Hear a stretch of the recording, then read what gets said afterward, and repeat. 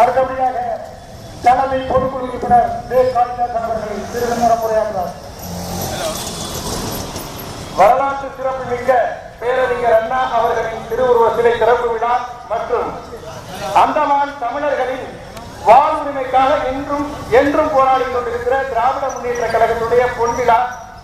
அந்த இயக்கத்தை 28 வயதில் இளைஞராய் ஒரு 10-20 இளைஞரை வைத்து இந்த இயக்கத்தை நடத்தி இன்று வரை நேர்கொண்ட பார்வை தனக்கென ஒரு பாணி நடத்தி கொண்டிருக்கிற அந்தமான் அலெக்சாண்டர் மாவீரன் அந்தமான் அலெக்சாண்டர் எங்களெல்லாம் பாசமாக அழைக்கப்படுகிற மாவட்டம் தலைமை தாங்கி நடத்தி கொண்டிருக்கிற விழாவில் பேசுவதற்கு எனக்கும் வாய்ப்பு கிடைத்ததில் மிக மகிழ்ச்சி அடைகிறேன்.